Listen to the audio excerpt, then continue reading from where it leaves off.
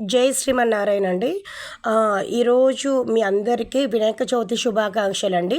మేము తెల్లవారుజామునే లేసి ఇల్లంతా క్లీన్ చేసుకొని స్నానం అవన్నీ అయిపోయిన తర్వాత మేము మట్టి వినాయకుడిని తీసుకురావడానికి వెళ్ళామండి.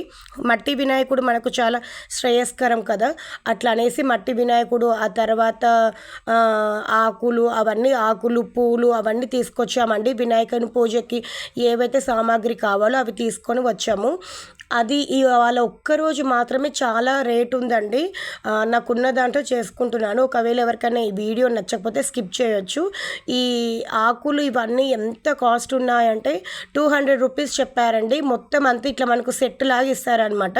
దాంట్లో తెల్ల జిల్లేడు ఆకులు, ఆ తర్వాత అరటి ఆకు, బాదం ఆకు, ఇలా ఇంకా చాలా రకాల ఆకులు ఉన్నాయండి. అవన్నీ నాకు పేర్లు తెలీదు.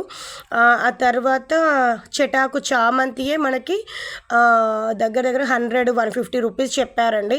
ఇక నేను చామంతులను అలాగే కొన్ని గులాబీ పూలు కలిపి తీసుకున్నాను 100 రూపీస్కి.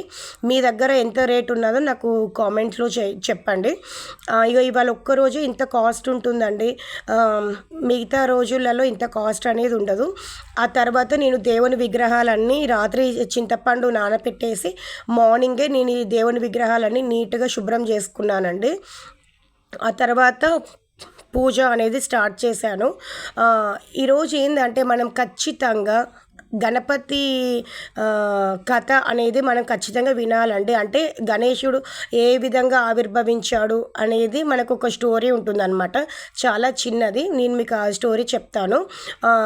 తెలిసిన వాళ్ళ ఆల్మోస్ట్ అందరికి తెలుసు, తెలియని వాళ్ళ గురించి చెప్తున్నాను.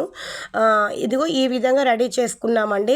మా చిట్టి పొట్టి గణేశుడు చాలా క్యూట్గా అనిపించారనమాట. మేము నామాలు పెట్టుకుంటాం కదా అండి, వినాయకుని కూడా నామాలు పెట్టేసి పూజ అంతా ఈ విధంగా చేసుకున్నాము. అలాగే ఈరోజు నేను పులిహోర, అలాగే స్వామివారికి ఇష్టమైన ఉండ్రాళ్ళ పాల తాలికలు, ఆ తర్వాత ఇంకా కొబ్బరికాయ, ఇవి మాత్రమే, ఆలుగడ్డ బజ్జీలు ఇవి మాత్రమే చేశానండి స్వామివారికి నైవేద్యంగా. ఎందుకంటే ఇక కొంచెం మంత్ ఎండింగ్, ఇంకా నాకు శాలరీ పడలేదు. సో అట్లా అనేసి ఉన్న దాంట్లో నేను చాలా హ్యాపీగా, నేను నా ఫ్యామిలీతోటి చాలా హ్యాపీగా వినాయక చవితి పూజ అనేది చేసుకున్నామండి.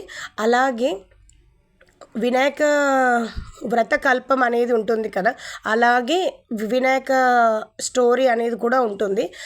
నేను మీకు ఆ స్టోరీ ఒకసారి చెప్తాను. తెలిసిన వాళ్ళైతే స్కిప్ చేయండి, తెలియని వాళ్ళు ఒక్కసారి చూడండి.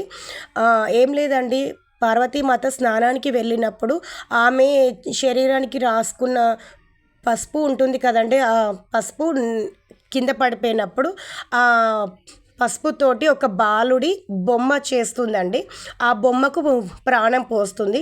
ప్రాణం పోసి కొద్దిసేపు ఆ బాబుతోటి ఆడుకొని, నాన్న నేను స్నానానికి వెళ్తున్నాను, నువ్వు ఇంటి ముందట కాపలా ఉండు, ఎవరిని లోపలికి రానియకు అని చెప్తారనమాట. ఇక అప్పుడు ఆ బాబు కూడా ఇంటి ముందట కాపలా ఉంటాడనమాట, ఎవరిని లోపలికి రానివ్వడు. అయితే అప్పుడు ఏమవుతుంది అంటే శివుడు చాలా కోపం మీద వస్తుంటాడు అనమాట. అయితే శివుడు లోపలికి వచ్చేటప్పుడు ఈ అబ్బాయి అనుమతించాడు. మా అమ్మ స్నానం చేస్తుంది, నేను లోపలికి అనుమతించను అని చెప్పి శివుడితోటి చాలా వాదన పెట్టుకుంటాడనమాట. శివునికి కోపం వచ్చేసి ఆ అబ్బాయి శిరస్సుని ఖండిస్తారు. అప్పుడు లోపల ఉన్న పార్వతీమాత బయటికి వచ్చి చాలా ఏడుస్తుంది. ఈ అబ్బాయిని నేను ఒక పసుపు ప్రమిదతోటి నేను చేశాను, పసుపు ముద్దతో చేశాను, ఈ అబ్బాయికి నేను ప్రాణం పోసాను, సో ఈ అబ్బాయి నాకు కొడుకుతో సమానం అని చెప్పి, నా కొడుకు నువ్వు చంపావు అని చెప్పి శివునితోటి చాలా వాదన పెట్టుకుంటుందన్నమాట. చాలా బాధపడుతుంది.